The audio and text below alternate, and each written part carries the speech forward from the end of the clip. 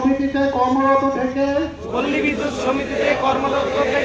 মানসম্মত ও নিরবচ্ছিন্ন বিদ্যুৎ সরবরাহ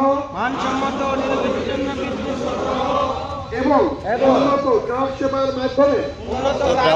মাধ্যমে দেশরত্ন শেখ হাসিনার হাতকে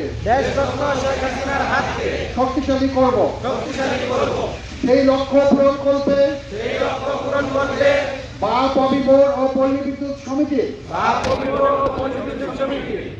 দ্বৈতনীতি বর্জন পূর্বক অভিন্ন চাকরিবিধি বাস্তবায়ন এবং সকল চুক্তিভিত্তিক ও অনিয়মিত কর্মীকে নিয়মিতকরণের দাবি জানাচ্ছি।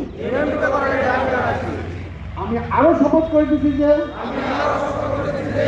উল্লেখিত দাবি আদায় না হওয়া পর্যন্ত বাপ অবিবোর্ডকে সকল তথ্য প্রদান তথা সকল ধরনের যোগাযোগ থেকে বিরত থাকব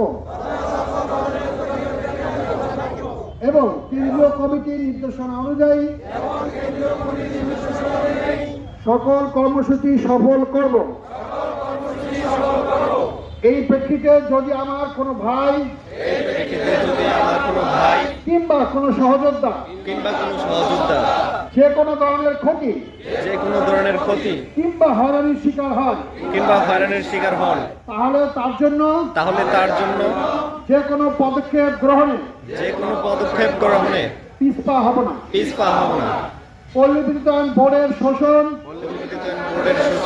নিপীড়ন নিপাত যাক। পল্লী বিদ্যুৎ সমিতি মুক্তি পাক। ধন্যবাদ।